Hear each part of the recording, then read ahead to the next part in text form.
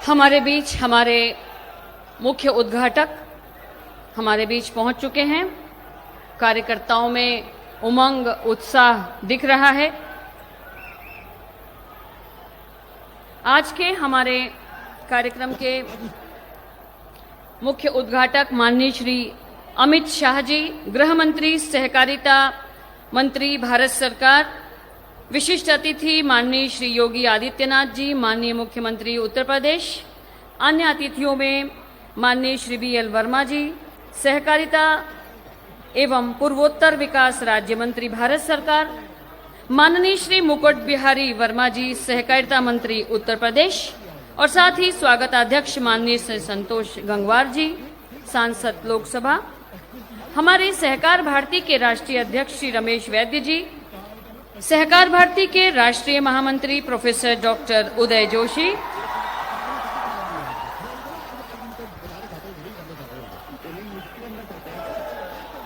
हमारे आज के उद्घाटक माननीय अमित शाह जी, भारत सरकार में गृह मंत्री, सहकारिता मंत्री।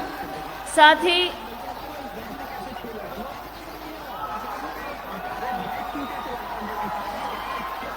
भारत माता की।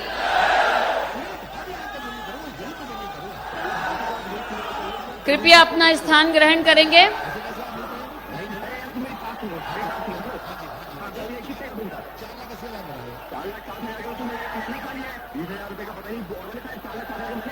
एक बार बोलेंगे, बिना संस्कार नहीं सहकार, बिना संस्कार, बिना संस्कार।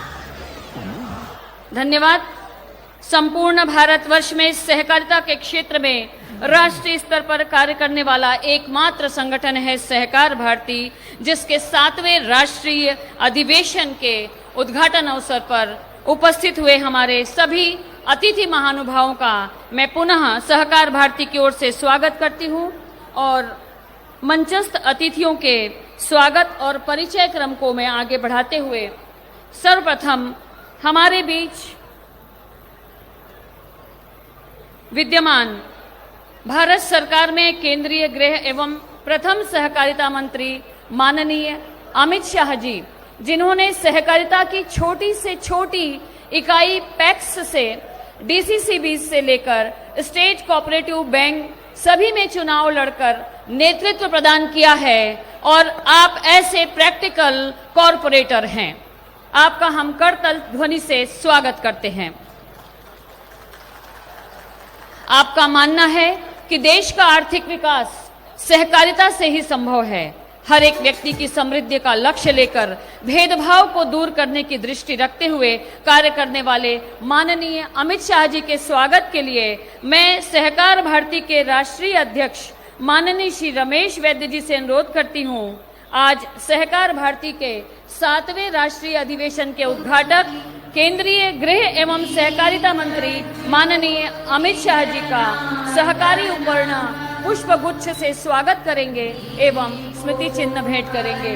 माननीय रमेश वैद्य जी, मैं इन पंक्तियों के साथ आपका स्वागत करना चाहती हूँ कि तुम हिमगिरी जैसे प्रबल रहो, तुम हिमगिरी जैसे प्रबल रहो, तुम अडिग रहो, तुम अटल रहो। भारत माँ रोई बार बार अपमानित होती, कई बार वर्षों से सहती आई जो सौगंध है उन अपमानों की। तुम प्रबल रहो, तुम अडिग रहो, तुम अडिग रहो, तुम अटल रहो। धन्यवाद। और अब मैं अगले क्रम में हमारे आज के कार्यक्रम के विशिष्ट अतिथि उत्तर प्रदेश के यशस्वी तेजस्वी मुख्यमंत्री माननीय योगी आदित्यनाथ जी के संबंध में कहना चाहूंगी कि गोरखपुर के प्रसिद्ध गोरखनाथ मंदिर के महंत जी और भारतीय राजनीति के एक सशक्त हस्ताक्षर हैं माननीय योगी आदित्यनाथ जी।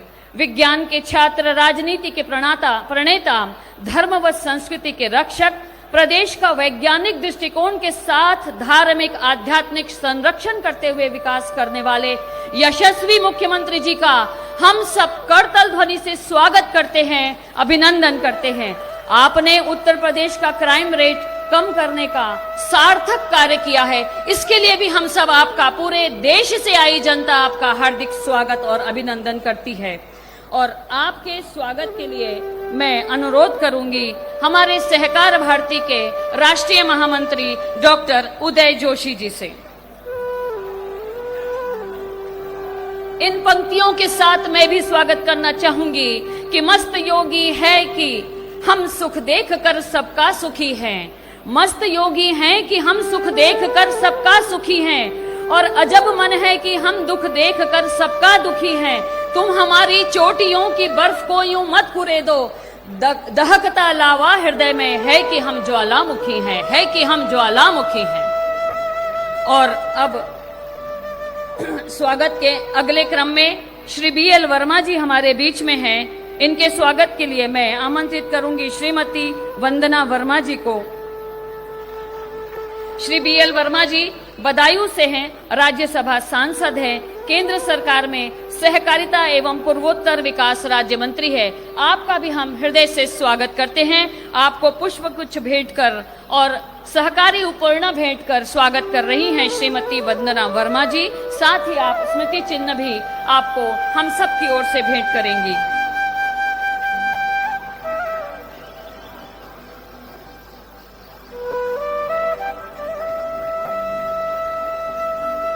अगले क्रम में श्री मुकुट बिहारी वर्मा जी के स्वागत के लिए मैं आमंत्रित करूंगी श्री प्रमोद कुमार प्रधानाचार्य जी को।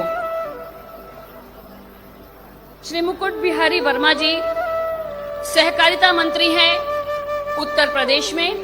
आप पूर्व में क्षेत्रीय अध्यक्ष रहे हैं भाजपा से।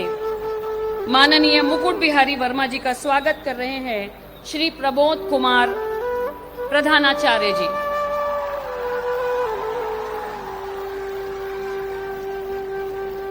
सहकार भारती के 7वें राष्ट्रीय अधिवेशन में लक्ष्मणपुरी धाम में आप सबका हार्दिक स्वागत है। माननीय श्री संतोष गंगवार जी के स्वागत के लिए मैं श्री चंद्रकिशोर अग्रवाल जी को आमंत्रित करना चाहूंगी। श्री संतोष गंगवार जी हमारे स्वागताध्यक्ष हैं, बरेली से सांसद हैं और अर्बन कोऑपरेटिव बैंक के आप अध्यक्ष रह चुके हैं। पूर्व श्रम एवं वित्त राज्य मंत्री रह चुके हैं केंद्र सरकार में। ऐसे स्वागताध्यक्ष को हमने पाया है। माननीय श्री रमेश वैद्य जी के स्वागत के लिए मैं हिरेंद्र मिश्रा जी को आमंत्रित करना चाहूंगी। और हम सब बहुत गौरवान्वित होते हैं, हमारे ऐसे अध्यक्ष हमें मिले हैं जिन्होंने ग्रामीण सहकारिता से कार्य करते हुए आज राष्ट्रीय स्तर तक सहकारिता को ऊंचाइयों तक पहुंचाने में अपना योगदान दिया है। 1985 से ग्रामीण क्षेत्र से पैक्स के माध्यम से सहकारिता से जुड़े हमारे माननीय राष्ट्रीय अध्यक्ष जी हैं, जो रायचूर जिले के DCCB बैंक के अध्यक्ष रह चुके हैं। माननीय डॉक्टर उदय जोशी जी के स्वागत के लिए मैं प्रवीण सिंह जादौन जी से अनुरोध करूंगी। माननीय प्रोफेसर डॉक्टर उदय जोशी जी मुंबई विश्वविद्यालय में वाणिज्य विभाग में प्रोफेसर रहे हैं, यहाँ से सेवानिवृत्त हुए हैं और आपने सहकारिता विषय में ही PhD प्राप्त की है। ऐसे विद्वान और ऐसे शोधपरक कार्य करने वाले महामंत्री जी हमें प्राप्त हुए हैं, जिन्होंने पूरे देश भर में, मुझे ऐसा लगता है 400 से ज्यादा जिलों में प्रवास करके सहकारिता की अलख जगाई है।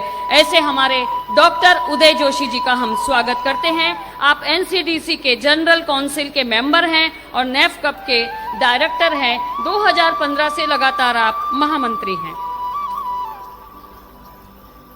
और जैसे कि हमारी परंपरा है, हम अपने कार्यक्रम की शुरुआत दीप प्रज्वलन के साथ करते हैं। मैं मंच पर उपस्थित सभी महानुभावों से, सभी अतिथियों से अनुरोध करती हूँ दीप प्रकट करने के लिए।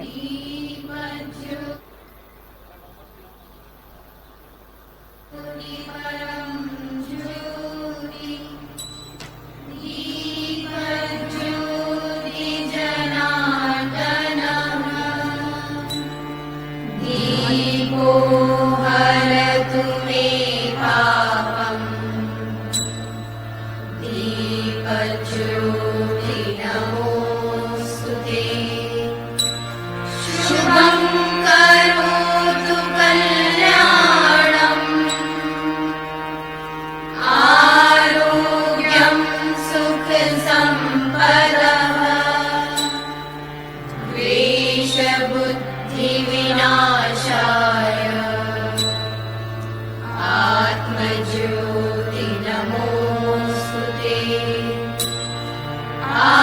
ज्योति प्रदीप्ताय ब्रह्म ज्योति नमोस्तुते ब्रह्म ज्योति प्रदीप्ताय गुरुर्ज्योति नमोस्तुते।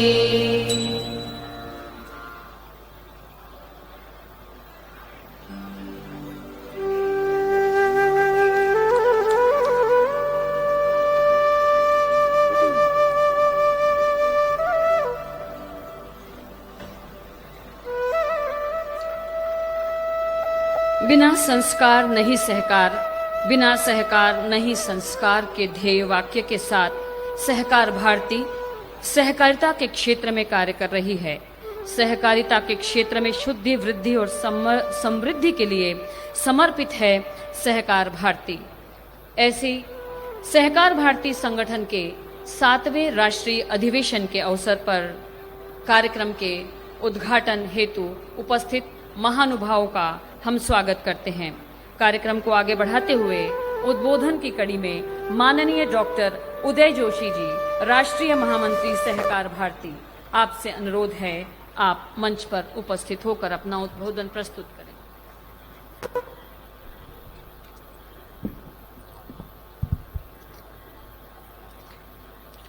मंच पर विराजमान भारत सरकार के सर्वप्रथम सहकारिता मंत्री श्री अमित जी शाह, उत्तर प्रदेश के लोकप्रिय मुख्यमंत्री श्रीमान योगी आदित्यनाथ जी,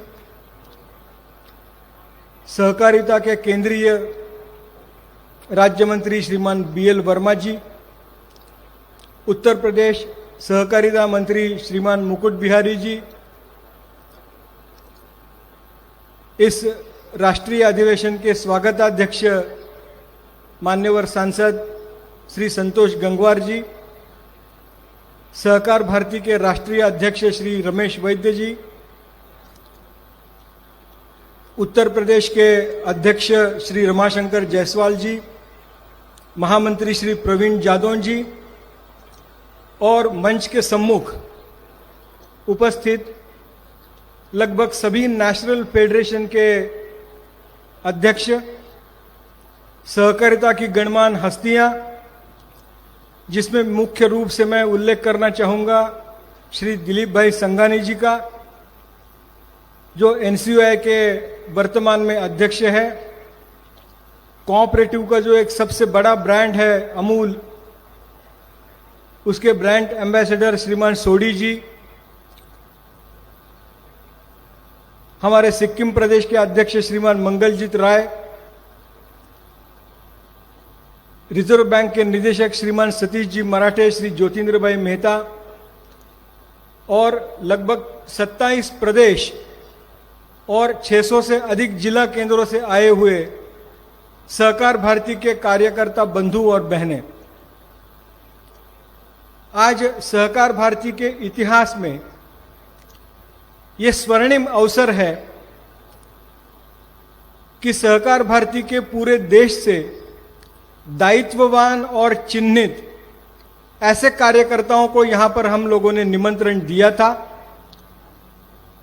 और लखनऊ में अधिवेशन होने जा रहा है तो निश्चित रूप से मुस्कुराना भी पड़ेगा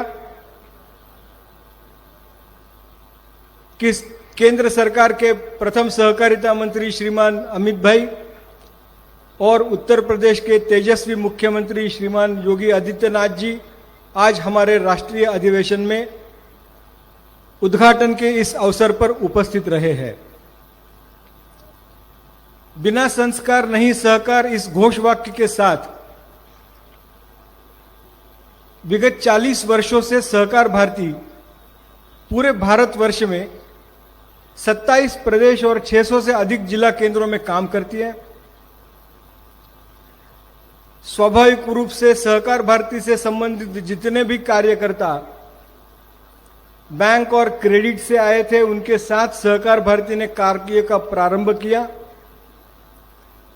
किंतु अब धीरे धीरे सहकार भारती के इस मंच पर और सहकार भारती के इस कार्यक्रमों में लगभग 20 प्रकार के प्रकोष्ठों का निर्माण सहकार भारती ने यशस्वी रूप से किया है, जिसमें बुनकरों का प्रकोष्ठ है, मछुआरों का प्रकोष्ठ है, हाउसिंग का प्रकोष्ठ है, लीगल प्रकोष्ठ है, महिला सहकारी संस्थाओं का प्रकोष्ठ है। ऐसे लगभग 20 से अधिक प्रकोष्ठों में सहकार भारती का काम पूरे भारतवर्ष में चल रहा है और ऐसे सभी प्रकोष्ठों से प्रमुख कार्यकर्ता आज इस अधिवेशन में उपस्थित रहे हैं। इस अधिवेशन में खास करके सबसे सर्वप्रथम मैं श्रीमान प्रधानमंत्री नरेंद्र मोदी जी का आभार व्यक्त करना चाहूंगा कि सहकार भारती ने भी आग्रह रखा था और सरकार ने भी सहकारिता से विकास इस मॉडल को अपनाते हुए स्वतंत्र सहकारिता मंत्रालय का गठन केंद्र में किया। मैं ये मानता हूं कि ये एक बहुत महत्वपूर्ण कदम किसानों की आय दुगनी करने के लिए तथा अपने देश के अर्थव्यवस्था को $5 ट्रिलियन के ऊंचाई से अधिक ले जाने के लिए यह सहकारिता का मॉडल उपयुक्त निश्चित रूप से रहेगा, ऐसी सहकार भारती की भी धारणा है।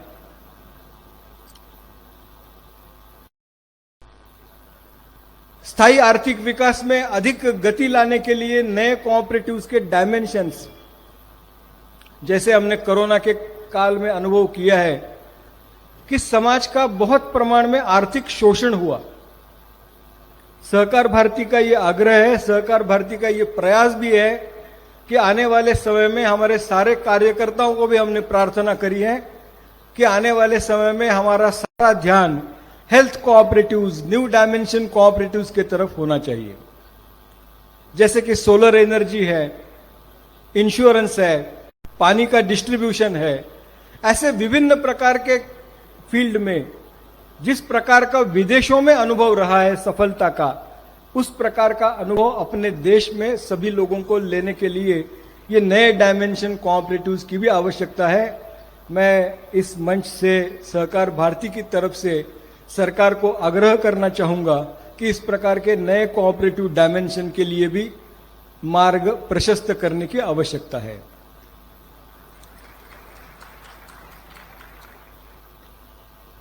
ये सारा निवेदन इसके पूर्व भी सहकार भारती ने, खास करके अमित भाई जब सहकारिता मंत्री बने उसके तुरंत एक हफ्ते बाद सहकार भारती के प्रतिनिधि मंडल की उनके साथ एक भेंट हुई थी। उस समय भी इस प्रकार का निवेदन सहकार भारती ने सरकार को दिया था। इसके बाद भी कई बार मिलना हुआ, उस समय भी इस प्रकार के विषयों पर चर्चा करने का प्रयास किया गया। लेकिन एक सूत्र रूप में अगर हम कहेंगे तो अपने देश में एक निश्चित सहकारिता की नीति और सहकारिता के नीति पर आधारित ईज ऑफ डूइंग बिजनेस और 97 कोऑपरेटिव कॉन्स्टिट्यूशन अमेंडमेंट के स्पिरिट को देखते हुए जो बहुत पुराने समय से चलने वाले अपने देश के सहकारिता के कानून है, उसमें संशोधन की आवश्यकता है। सहकार भारती के एक प्रमुख कार्यकर्ता भी इस विषय को लेकर सरकार के साथ समुचित सहयोग करने के लिए भी तैयार रहेंगे। मैं आप सभी से प्रार्थना करूंगा कि सहकार भारती के इस निवेदन पर निश्चित रूप से आने वाले समय में निर्णय किए जाएंगे। आज इस अधिवेशन में अमित जी और योगी जी उपस्थित है। आप सभी कार्यकर्ता उनका उद्बोधन सुनने के लिए अधिक उत्सुक है, ये बात मेरे मन में निश्चित रूप से है। इसलिए आप सभी का अधिक समय ना लेते हुए मैं मेरे वाणी को विराम देता हूं। धन्यवाद। जय सहकार।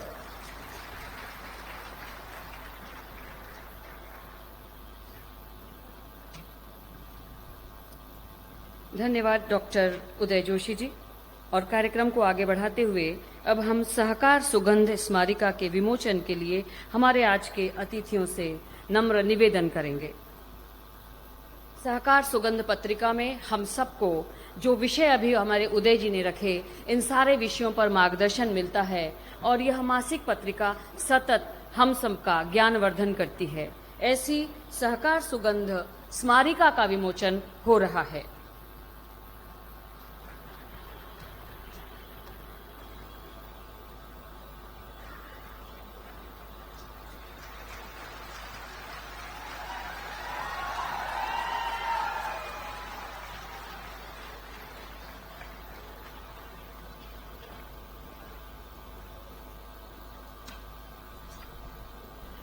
बहुत बहुत धन्यवाद अतिथिगण। और अब सहकार गीत वीडियो, इसका भी निर्माण किया गया है। जैसा कि युवाओं का उत्साह कोऑपरेटिव को लेकर बहुत बढ़ रहा है, युवा कोऑपरेटिव का भी प्रभाव देखने को मिल रहा है।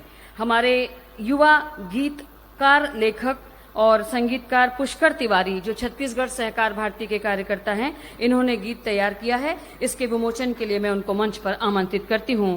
माननीय मुख्य अतिथि, मुख्य उद्घाटक श्री अमित शाह जी एवं अन्य अतिथियों से मैं अनुरोध करूंगी इस उद्घाटन हेतु।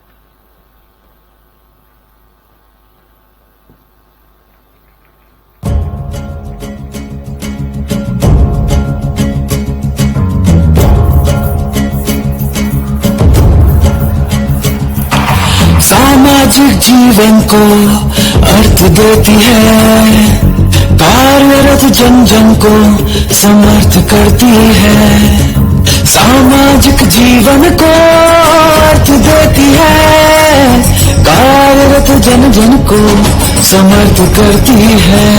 सहकार के हवन कुंड में सहयोग की आहुति, सहकार सहकार सहकार भारती, सहकार सहकार सहकार भारती, संबंधों की आरती, सहकार सहकार सहकार भारती, तन मन धन है भारती, सहकार सहकार सहकार भारती, समता न्याय शांति होती लक्ष्य प्राप्ति, सहकार सहकार सहकार भारती, सहकार।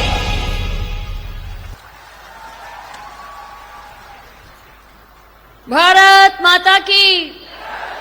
बिना संस्कार, समान अवसर मिले सभी को, कोई भी न उपेक्षित हो, सभी स्वस्थ शिक्षित संस्कारित समर्थ और सुरक्षित हो, दया नहीं उपकार नहीं यह अपनेपन की भावना। इन विचारों के साथ सहकार भारती काम करता है। कार्यक्रम को आगे बढ़ाते हुए उद्बोधन की कड़ी में मैं आमंत्रित करना चाहूंगी उत्तर प्रदेश के तेजस्वी, तपस्वी, ओजस्वी मुख्यमंत्री माननीय श्री योगी आदित्यनाथ जी को।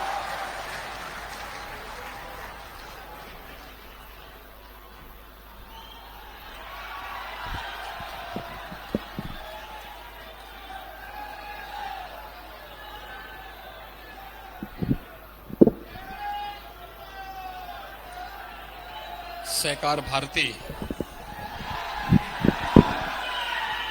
के 7वें राष्ट्रीय अधिवेशन में मुख्य अतिथि के रूप में उपस्थित देश के पहले सहकारिता मंत्री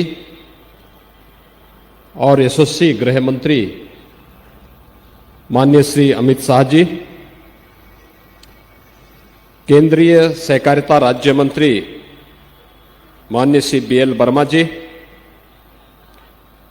उत्तर प्रदेश सरकार में मेरे सहयोगी मंत्री सहकारिता मंत्री श्री मुकुट बिहारी वर्मा जी,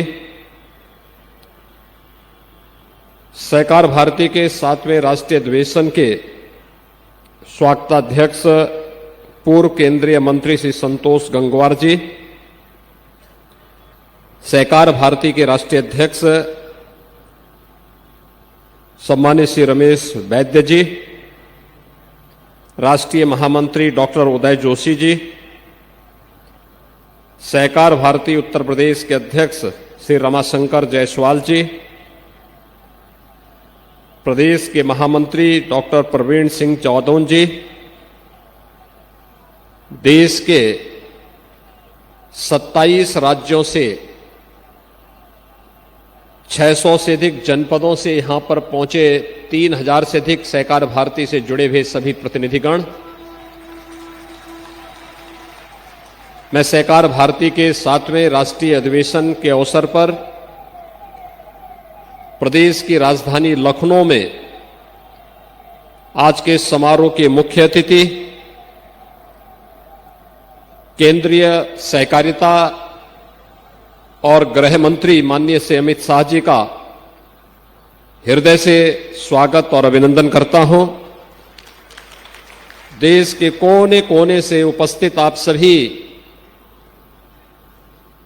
प्रतिनिधियों का भी मैं प्रदेश की राजधानी लखनऊ में हृदय से स्वागत करता हूं। हम सब जानते हैं उत्तर प्रदेश भारत की आत्मा का प्रदेश है। मर्यादा पुरुषोत्तम भगवान श्री राम की पावन जन्मभूमि, बाबा विश्वनाथ का पावन धाम और भगवान श्री कृष्ण की पावन जन्मभूमि और लीला भूमि, देश की पवित्र नदियों का संगम गंगा, यमुना और सरस्वती का संगम और दुनिया के सबसे बड़े आध्यात्मिक और सांस्कृतिक आयोजन कुंभ की धरती उत्तर प्रदेश है। इस धरती पर मैं आप सबका हृदय से स्वागत करता हूं, अभिनंदन करता हूं।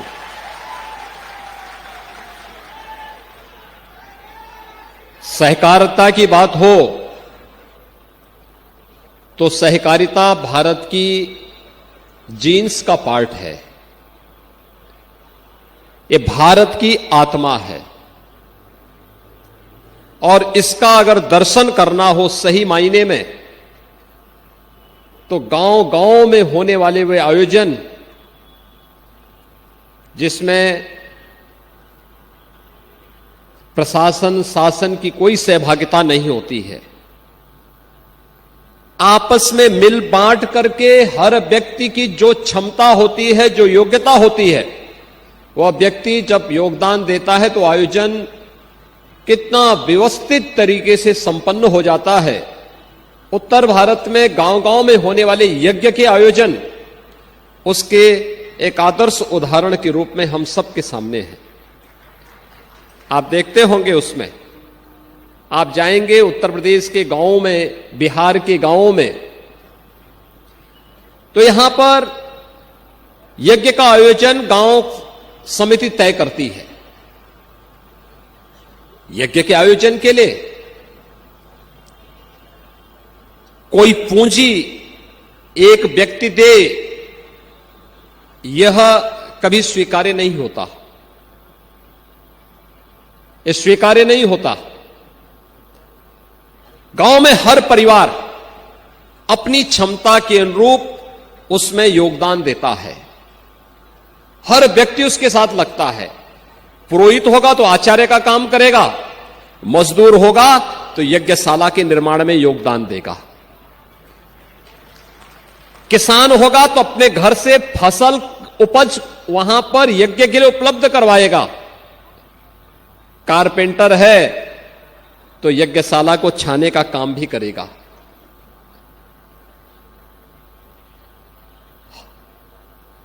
पुरुष हैं वह प्रत्यक्ष रूप से वहां पर कार्य करेंगे, महिलाएं हैं तो कलश यात्रा से लेकर के मंगल गान भी उस अवसर पर करेंगे। और सभी लोग मिलकर के जब उस आयोजन को संपन्न करते हैं तो यज्ञ का आयोजन सफलता की जिन नई ऊंचाइयों को छूता हुआ दिखाई देता है। न वहां भेदभाव होता है, न कोई ऊंच नीच होता है, न कोई अपना पराया होता है। वह समाज जोड़ने की सबसे अच्छी इकाई के रूप में हम सबको देखने के लिए मिलती है। और मुझे लगता है कि सहकारिता का ये आदर्श उदाहरण जिसने हम सबको ये दिया कि सहकार बिना संस्कार नहीं और संस्कार बिना सहकार नहीं। इस भाव का उदाहरण देखना है तो यज्ञों के इन आयोजन के माध्यम से हम गांव-गांव में होने वाले आयोजन उसके उदाहरण हो सकते हैं। और संस्कार है तो संस्कृति है, संस्कृति है तो फिर राष्ट्र की एकता और अखंडता भी सुनिश्चित होने की गारंटी होती है। सहकारिता की नींव जिन राज्यों में होनी चाहिए थी, राजनीतिक कारणों से वहां पर वह माफिया तंत्र के खूनी पंजों में जकड़ करके रह गई थी, उससे निकल नहीं पा रही थी, सिसकियां ले रही थी। और मुझे प्रसन्नता है कि सहकार भारती ने अपना 7वां राष्ट्रीय अधिवेशन के लिए देश की आबादी के सबसे बड़े राज्य उत्तर प्रदेश को चुना है और उत्तर प्रदेश की राजधानी लखनऊ को चुना है। इस दृश्य में आप सबका इस अवसर पर स्वागत करता हूं। हम आभारी हैं प्रधानमंत्री मोदी जी के।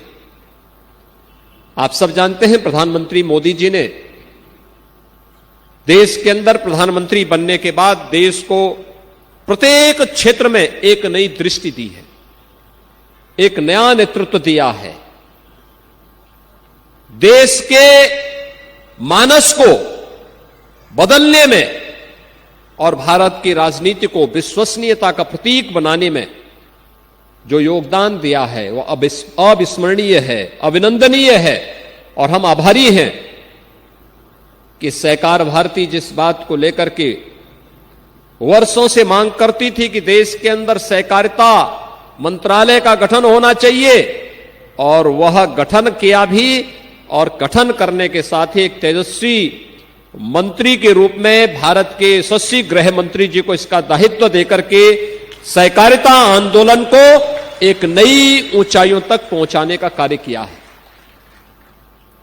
भाइयों बहनों, आप देश के अलग अलग कोने से आए हैं और सचमुच आत्मनिर्भर भारत की परिकल्पना को साकार करने में आपकी बहुत बड़ी भूमिका हो सकती है।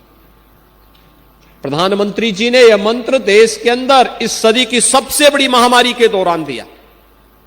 दुनिया ताज्जुब है, 135 करोड़ की आबादी का भारत कोरोना के खिलाफ लड़ाई को कैसे मजबूती से लड़ा। जनता कर्फ्यू के दिन उत्तर हो, दक्षिण हो, पूरब हो, पश्चिम हो, पूरा भारत प्रधानमंत्री जी के साथ एक साल करतल ध्वनि के साथ जुड़ता हुआ दिखाई देता है। उसी दिन तय हो गया था कि कोरोना भारत का बाल बांका नहीं कर पाएगा। दुनिया की बड़ी बड़ी ताकतें कोरोना महामारी के सामने पस्त हुई, लेकिन भारत न केवल मजबूती से इस महामारी के खिलाफ लड़ा है, बल्कि कुछ नई दृष्टि दुनिया को देने में भी सफल हुआ है। आत्मनिर्भर भारत उसी परिकल्पना का एक साक्षात स्वरूप है। और अब कार्यक्रम को आगे बढ़ाते हुए महत्वपूर्ण कड़ी के रूप में हमारे आज के मुख्य अतिथि, मुख्य उद्घाटक मान्यवर श्री अमित शाह जी से अनुरोध करूंगी उनके आशीर्वचन और मार्गदर्शन हेतु।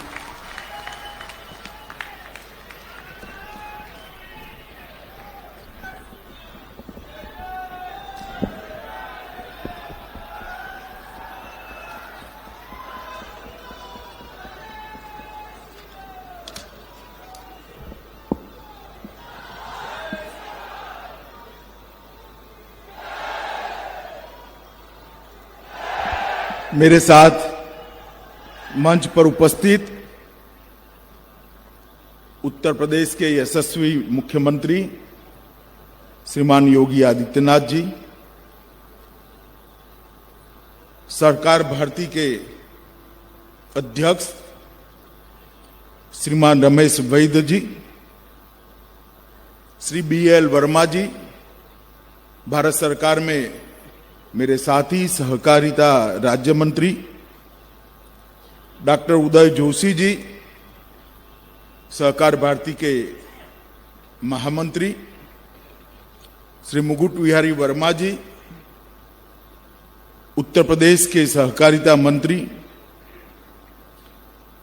स्वागत समिति के अध्यक्ष और सांसद, भाजपा के वरिष्ठ नेता श्रीमान संतोष गंगवार जी, सहकार भारती उत्तर प्रदेश के अध्यक्ष श्री रमाशंकर जी, सहकार भारती उत्तर प्रदेश के महामंत्री डॉक्टर प्रवीण सिंह जदौन जी और देश के 600 से ज्यादा जिलों से आए हुए सहकार भारती के सभी प्रतिनिधिगण और देश की सभी नामांकित सहकारी संस्थाओं से आए हुए गणमान्य अतिथि, सबसे पहले तो मैं सहकार भारती का बहुत धन्यवाद करना चाहता हूं कि मुझे आप सबको मिलने का मौका दिया, क्योंकि मैं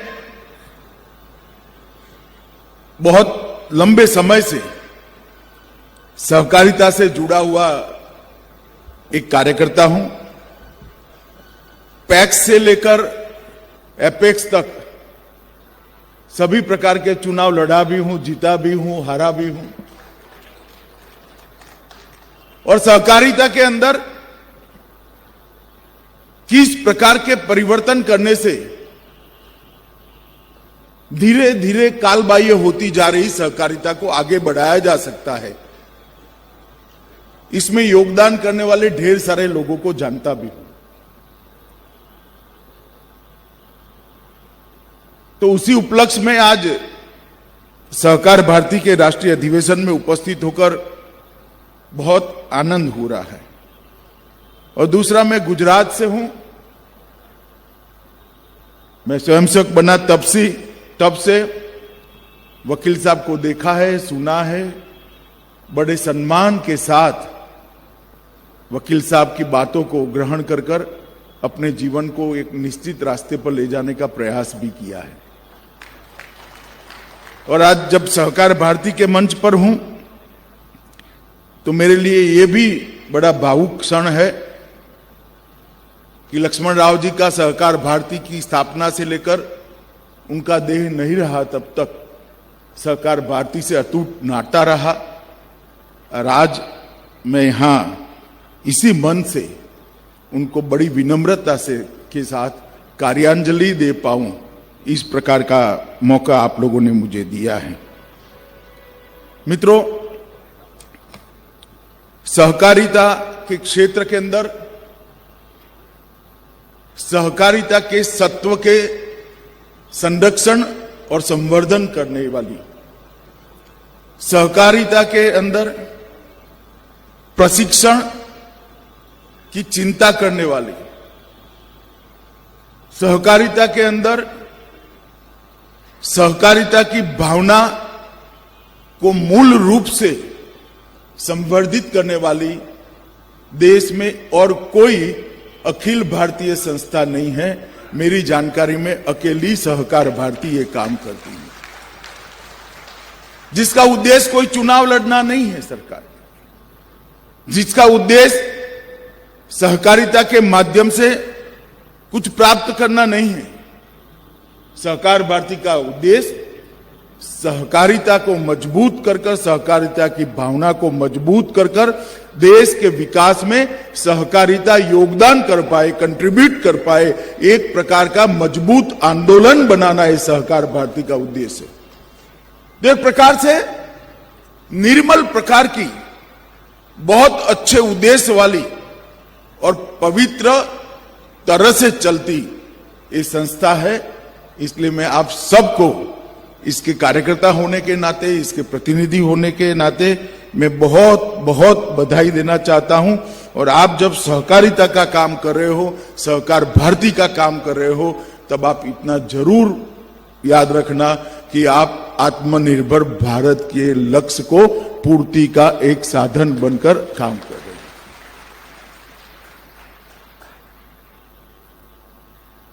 लगभग 27 प्रदेश, 600 से भी ज्यादा जिले और अनेक प्रकार की सहकारिता के क्षेत्रों के अंदर सहकार भारती ने अपना व्याप पहुंचाया है, अपने काम को पहुंचाया है। आज एक छोटा सा बीज जो बोया गया था उसको एक वटवृक्ष के रूप में यहां पर इस सभागार में हम देख रहे हैं। और ये आपका 7वें अधिवेशन में 600 जिलों से 3000 से ज्यादा प्रतिनिधि यहां आए हैं। वो बताता है कि सहकार भारती कितना अपने काम को बढ़ाने में इतने सालों के अंदर सफल हुई है। मित्रों, बहुत सालों से देश भर के सहकारिता के साथ जुड़े हुए कार्यकर्ता, संगठन, सहकारी समितियां और अलग अलग संगठनों की मांग थी कि सहकारिता को मजबूती प्रदान करनी चाहिए। सहकारिता को अगर मजबूती प्रदान करनी है तो भारत सरकार में एक अलग सहकारिता मंत्रालय बनाना चाहिए। और वो सहकारिता मंत्रालय धीरे धीरे अलग अलग कारणों से कालबाह्य होता जा रहा सहकारिता के आंदोलन को फिर से एक नई जोम, नई ऊर्जा, नया उत्साह दे और सहकारिता आंदोलन आज भी रिलेवेंट तरीके से देश के विकास के अंदर कंट्रीब्यूट कर पाए। मुझे आप सबको कहते हुए आनंद होता है कि मोदी जी को देश की जनता ने जब दूसरी बार पूर्ण बहुमत की सरकार दी, उसकी दूसरी ही कैबिनेट में उन्होंने विचार रखा था कि एक सहकारिता मंत्रालय का गठन करना चाहिए। और आज हम सब के लिए आनंद का विषय है, देश के प्रधानमंत्री ने सहकारिता विभाग का गठन कर दिया। और मेरे लिए सौभाग्य का विषय है कि उन्होंने देश के पहले सहकारिता मंत्री बनने का मुझे मौका दिया है। सहकारिता मंत्री कोई पद नहीं है, सहकारिता मंत्री जिम्मेदारी है, मैं बहुत अच्छे तरीके से जानता हूं। वैकुंठ भाई मेहता, वीके पाटिल, धनंजय राव गाडगिल, लक्ष्मण राव इनामदार, ऐसे कई सारे लोगों ने जो परंपरा खड़ी करी है,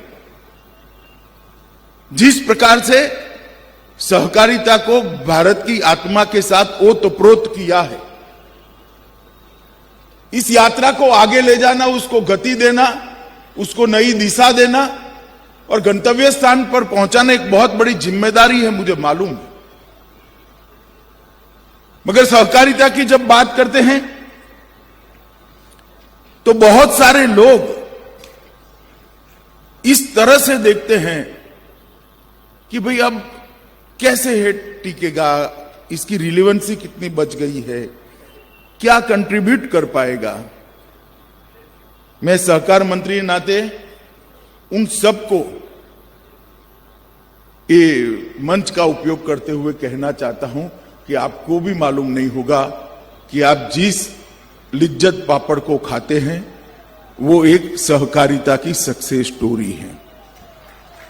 देश के घर में हर रोज अमूल ब्रांड का दूध, दही या छाछ आप पीते हो, वो सहकारिता का एक सफल मॉडल है। देश भर के किसान जिस इफ्को या क्रिप्को के खाद का उपयोग करते हैं वो भी एक कोऑपरेटिव है। और इस सफल कोऑपरेटिव के जो मॉडल खड़े हुए हैं, इसके आधार पर ढेर सारे अलग अलग प्रकार के मॉडल खड़े हुए हैं। और उसका देश की इकोनॉमी में योगदान अगर देखना है तो शायद आज के अर्थतंत्र के अभ्यास करने वालों को इस और कभी ध्यान नहीं गया है। एग्रीकल्चर फाइनेंस में लगभग 19% से 22% शेयर कोऑपरेटिव्स का है। खाद के वितरण में 35% शेयर कोऑपरेटिव का है। खाद के उत्पादन में 25% शेयर कोऑपरेटिव का है। चीनी के उत्पादन में 31% शेयर कोऑपरेटिव का है। दूध की खरीदी और उत्पादन में लगभग 20% शेयर कोऑपरेटिव का है। गेहूं की खरीदी की व्यवस्था में 13% और धान की खरीदारी में 20% शेयर कोऑपरेटिव का। मैं इसलिए बताता हूं कि इतनी बड़ी व्यवस्था सहकारिता के माध्यम से देश की चल रही है, जो देश को सुचारू रूप से चलाने में मदद कर रही है। और ये सारी गतिविधियों का मुनाफा किसी व्यक्ति के घर में नहीं जाता, किसी व्यक्ति के बैंक अकाउंट में नहीं जाता है, करोड़ों छोटे छोटे लोगों के बैंक अकाउंट में ये जमा हो जाता है। और मैं मानता हूं कि देश के अर्थतंत्र को गति देने में आने वाले दिनों में सहकारिता का योगदान बहुत बड़ा होने वाला है।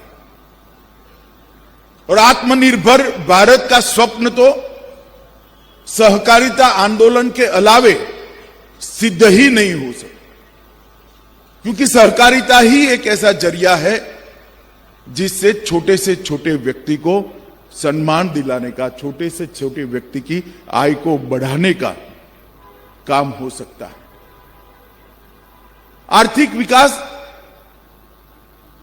कई सारे रास्तों से किसी एक देश का संभव हो सकता है, मगर समप्रमाण आर्थिक विकास, हर व्यक्ति का आर्थिक विकास के अंदर योगदान हो, हिस्सेदारी हो और आर्थिक विकास का फायदा हर व्यक्ति तक पहुंचे, कुछ न कुछ फायदा पहुंचे, ये सहकारिता के सिवा संभव नहीं है। और इसलिए इस आंदोलन को एक नई गति देने के लिए जब प्रधानमंत्री जी ने सहकारिता मंत्रालय की स्थापना की है, उस वक्त हम सब सहकारिता के क्षेत्र में काम करने वाले व्यक्ति, सहकारी समितियां और संगठन, सहकार भारती जैसे संगठन, सब ने इसके विकास के लिए द्रुत गति से संकल्पित होकर मोदी जी के इस निर्णय के साथ खड़े रहना चाहिए। देश में कई सारे ऐसे राज्य हैं जहां सहकारिता आंदोलन आज बहुत अच्छा चल रहा है। गुजरात है, कर्नाटक है, महाराष्ट्र है, उत्तर प्रदेश में भी अब काफी सुधार हुआ है, मध्य प्रदेश में भी काफी अच्छा चल रहा है, कई सारे राज्य। मगर कई सारे राज्य ऐसे भी हैं जहां आती जाती सरकारों के कारण सहकारिता आंदोलन लगभग समाप्ति के कगार पर है। मैं यहां जब सहकार भारती के कार्यकर्ताओं के सामने उपस्थित हूं, तब सहकार भारती ने सहकारिता आंदोलन का जहां जहां वैक्यूम हुआ है, वो वैक्यूम के भरने के लिए अपने संगठन की गतिविधियां बढ़ानी चाहिए।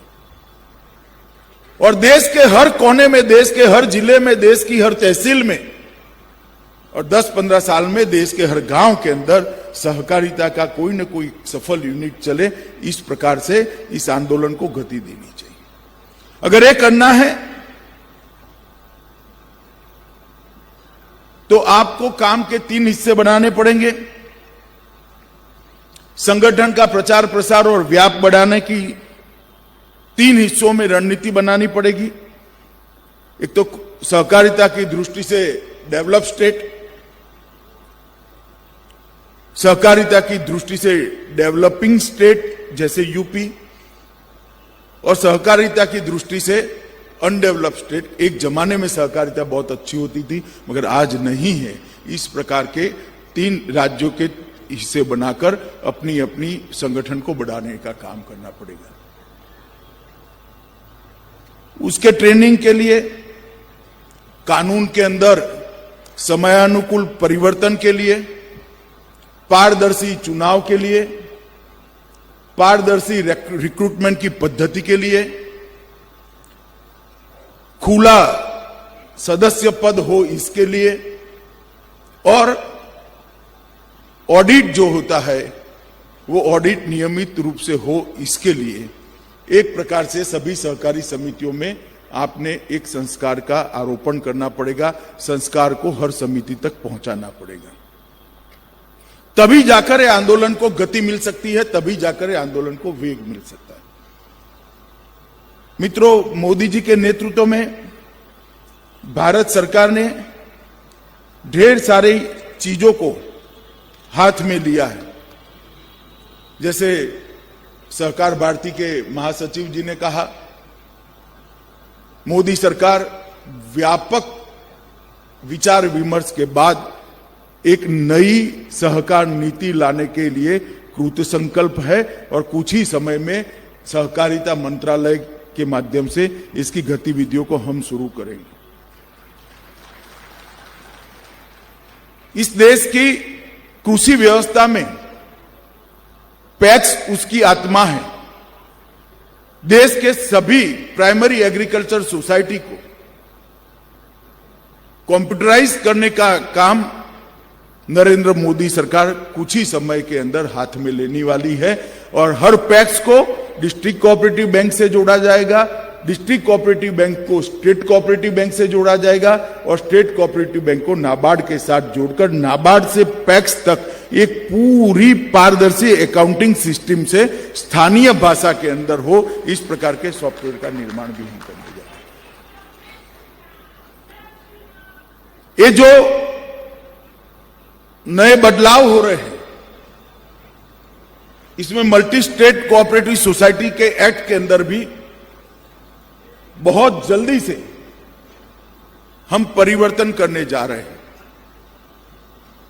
मैं ये कहता हूं तब हमारे बहुत सुझाव है, स्वाभाविक है आप लोगों के सुझाव होंगे, मगर उसको हम सुझावों के लिए पहले जनता के सामने 1.5 माह के लिए हमारी वेबसाइट पर रखने वाले हैं। जितने भी सुझाव आएंगे उस पर चर्चा विचार कर इसको फाइनल स्वरूप दें। मगर एक मसौदा कुछ ही समय में आपके सामने हम रखने का प्रयास करेंगे। सहकारिता के क्षेत्र में प्रशिक्षण की दृष्टि से आमूल चूर परिवर्तन करने का। अभी तक प्रशिक्षण सहकारी समितियां चलाने वालों का ही हुआ है, इस पर ही ज्यादा बल दिया गया है या सहकार के प्रचार प्रसार पर। प्राइमरी मेंबर का प्रशिक्षण करेंगे तभी समितियां कंट्रोल में रहेगी, तभी समितियां जवाबदेह बनेगी, तभी समितियों में पारदर्शिता आएगी। तो प्रशिक्षण के पूरे क्षेत्र के अंदर प्राइमरी मेंबरशिप को निग्लेक्ट अब तक किया गया है। अब जो प्रशिक्षण के लिए रणनीति बनेगी, भारत सरकार के तत्वाधान में दिलीप भाई यहां बैठे हैं, उनको साथ में रखकर करेंगे। बहुत राज्य के राज्य सहकारी संघ के अध्यक्ष भी यहां आए हैं, उनको भी साथ में रखेंगे। मगर प्रशिक्षण में प्राइमरी मेंबर के प्रशिक्षण को भी हम समाहित कर उनको रिस्पॉन्सिबल बनाएंगे और उनके माध्यम से समितियों की जवाबदेही तय करने का हम काम करेंगे। सहकार के क्षेत्र के अंदर नए नए आयाम कैसे जोड़े जा सकते हैं, उसके लिए भी एक टास्क फोर्स काम कर रहा है। वो भी एक नए मसौदे के साथ कुछ समय में देश की जनता के सामने आएगा और सहकारिता के क्षेत्र के अंदर जो सहकारी गतिविधि चल रही है वो एक दायरे में अपने आप को एक सांचे में न ढाल ले, इसके लिए भी भारत सरकार करी है। जैसे देश भर में अब प्राकृतिक खेती बढ़ने लगी है, जागरूकता भी बहुत आई है। उर्वरक के कारण, खाद के कारण भूमि की उर्वरा खत्म होती जा रही है। बहुत सारे लोग प्राकृतिक खेती की ओर आगे बढ़ते हैं। बहुत बड़ा मार्केट है उसका, ऑर्गेनिक फूड का। मगर क्या कोई किसान इसका फायदा प्राप्त कर पाएगा? क्या कोऑपरेटिव ने आगे आना पड़ेगा। इसके परीक्षण की व्यवस्था, भूमि के परीक्षण की व्यवस्था, उसके उत्पाद के परीक्षण की व्यवस्था, उसके सर्टिफिकेशन की व्यवस्था और फिर मार्केटिंग का चयन। मुझे आनंद है अमूल के चेयरमैन साहब भी यहां बैठे हैं, सोडी भी यहां बैठे हैं। अमूल ने एक प्राथमिक दृष्टि से प्रोजेक्ट रिपोर्ट बनाने के लिए सहमति व्यक्त की है और आगे पर भी ये रिस्पॉन्सिबिलिटी लेकर चलेंगे। हम पहले 2 राज्यों को हाथ में लेंगे जहां पर ऑर्गेनिक खेती के मार्केटिंग की चेन की व्यवस्था होगी, जिससे ऑर्गेनिक फार्मिंग करने वाले को, प्राकृतिक खेती करने वाले किसान को इसका पूरा फायदा कोऑपरेटिव के माध्यम से उसके बैंक अकाउंट में पहुंचाया जाए। इस प्रकार से नए नए क्षेत्रों के अंदर कोऑपरेटिव का व्याप कैसे बढ़े, ये हमें करना चाहिए। ढेर सारी बातें हैं मित्रों, आज एक ही दिन में मैं आपको बता नहीं सकता, मगर मैं इतना भरोसा दे सकता हूं आपको कि अब कोऑपरेटिव के साथ कोई सेकंड ग्रेड सिटीजन जैसा व्यवहार नहीं कर पाएगा, इतना मैं आपको भरोसा दूं। और ये बहुत कम समय में दिखना भी शुरू होगा, क्योंकि मोदी जी स्वयं मानते हैं कि सहकारिता के माध्यम, सहकारिता के बगैर इस देश के सम विकास में, इस देश का सम विकास करना असंभव है। हर व्यक्ति का समान विकास ना कम्युनिस्ट थियरी से हो सकता है, ना पूंजीवादी थियरी से हो सकता है। सहकारिता एकमात्र मध्यम मार्गी रास्ता है जिससे सम विकास संभव है, और इस देश में कई अच्छे सहकारी मॉडल ने इसको करा है। 36 लाख बहनें अमूल में दूध देकर सम्मान के साथ जी रही हैं। बहुत बड़ा है, उदाहरण है, और यही मॉडल को हमने आगे बढ़ाना पड़ेगा। मगर आज जब मैं आपके बीच में बोल रहा हूं, तब मैं आप लोगों को भी कुछ कहना चाहता हूं। सहकार भारती अपने संगठन को, जैसे मैंने पहले बताया, ऐसे जहां पर कोऑपरेटिव का रीच गांव तक नहीं है, वो राज्यों में नए कोऑपरेटिव बनाने में अपने संगठन का उपयोग कर सकती है क्या? मुझे लगता है कि हमने संगठन की शक्ति बढ़ाने पर तो जरूर ध्यान देना चाहिए, इसके साथ साथ संगठन की सुगंध बढ़ाने में भी हमने ध्यान रखना चाहिए, और ये तभी बन सकती है कि जब वैक्यूम को हम भरेंगे। दूसरा काम है, आप जितनी भी डिमांड दे रहे हैं, मैं कई बार मिला हूं, गुजरात में भी मिला हूं, सहकारिता मंत्री बनने के बाद भी मिला हूं, प्रॉब्लम के साथ सॉल्यूशन भी लेकर आना चाहिए। सॉल्यूशन का सुझाव उसको फाइनल नहीं मानना चाहिए, परंतु सॉल्यूशन लेकर आना चाहिए। सहकारिता के क्षेत्र में ढेर सारी चीजें जो स्वस्थ रूप तरीके से नहीं चलती हैं, इसके लिए सहकार भारती ने एक थिंक टैंक कर काम कर इसके सॉल्यूशन पर अलग अलग क्षेत्र के एक्सपर्ट्स के साथ मिलकर काम करना चाहिए, और सहकारिता मंत्रालय को ये निष्कर्ष भी देने चाहिए। जैसे पारदर्शी चुनाव कैसे हो, ओपन मेंबरशिप कैसे हो, ट्रेनिंग का मॉडल क्या हो सकता है, रिक्रूटमेंट के अंदर जो करप्शन है इसको कैसे समाप्त कर सकते हैं। ऐसी ढेर सारी चीजें हमें भी मालूम है, इसके कारण सहकारिता आंदोलन आज निर्बल हो रहा है, इरिलेवेंट हो रहा है। ये सारी चीजों को हम कैसे बदल सकते हैं, वो सॉल्यूशन ढूंढने का काम भी सहकारिता के क्षेत्र में काम करने वाले सहकार भारती जैसे संगठन कर सकते हैं। और एक पॉलिसी डॉक्यूमेंट बनाकर अगर आप भारत सरकार के सहकारिता मंत्रालय को देंगे तो मुझे भरोसा है कि सभी राज्य सरकारों के साथ में रखकर हम जरूर उसको प्रभावी रूप से लागू करने के लिए प्रयास कर सकते हैं। मित्रों, हम उत्तर प्रदेश में हैं। उत्तर प्रदेश के साथ इस सभागार में जो लोग बैठे हैं, आप भी, मैं भी, कई सारे आंदोलनों के कारण हम उत्तर प्रदेश से जुड़े रहे हैं। अभी 3 दिन पहले मोदी जी ने बाबा विश्वनाथ कॉरिडोर का लोकार्पण किया।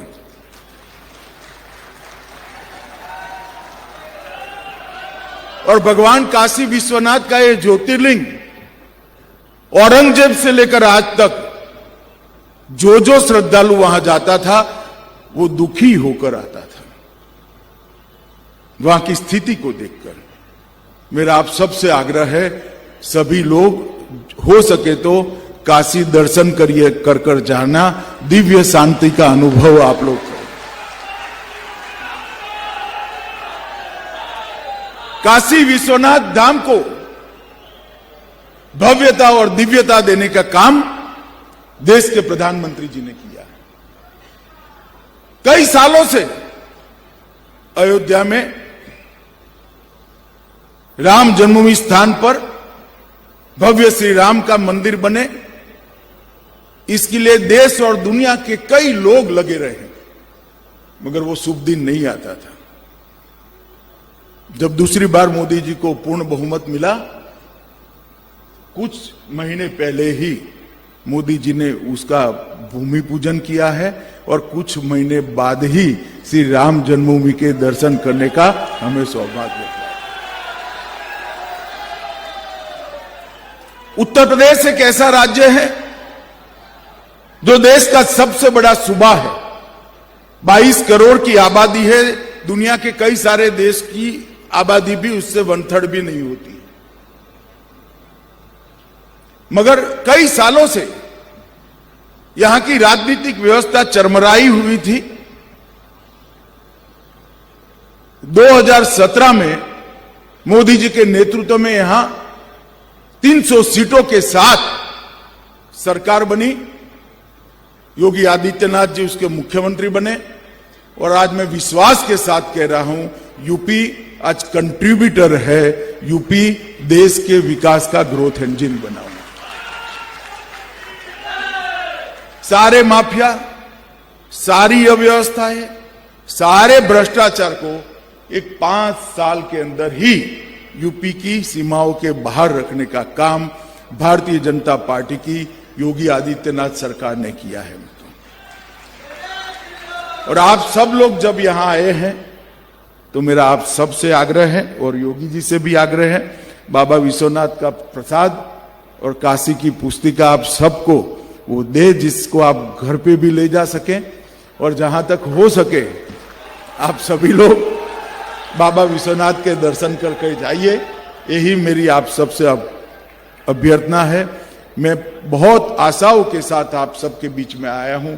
सहकार भारती एक सहकारिता के क्षेत्र में नया बदलाव लाने के लिए नए सहकारिता विभाग की सहायक बनेगी, इसकी मुझे श्रद्धा है। बहुत बहुत अनंत शुभकामनाएं देकर मेरी बात को विराम देता हूं। वंदे मातरम।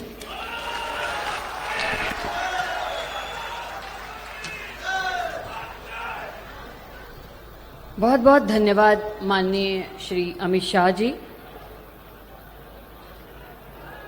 जैसा कि आपका मानना है, देश का आर्थिक विकास सहकारिता से ही संभव है।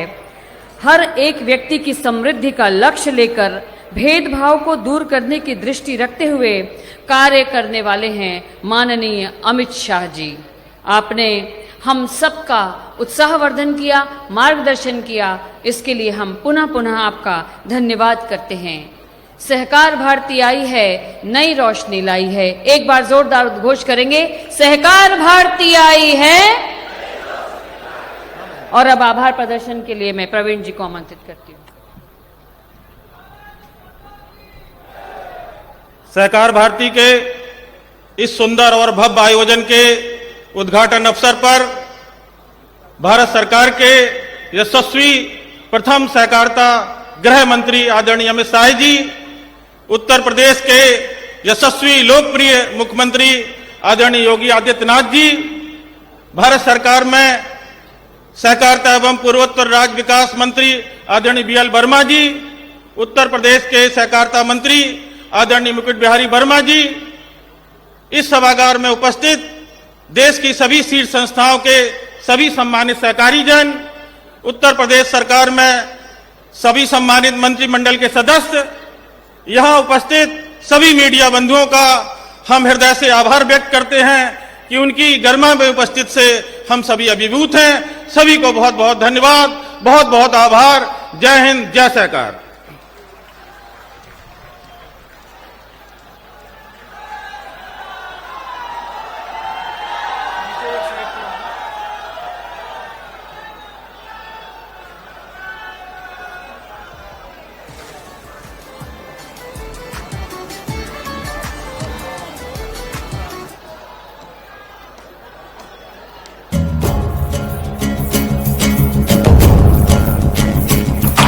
सामाजिक जीवन को अर्थ देती है, कार्यरत जन जन को समर्थ करती है। सामाजिक जीवन को अर्थ देती है, कार्यरत जन जन को समर्थ करती है। सहकार के हवन कुंड में सहयोग की आहुति, सहकार सहकार सहकार भारती, सहकार सहकार सहकार भारती, संबंधों की आरती, सहकार सहकार सहकार भारती, तन मन धन है भारती, सहकार सहकार सहकार भारती, समता न्याय शांति होती लक्ष्य प्राप्ति, सहकार सहकार सहकार भारती, सहकार।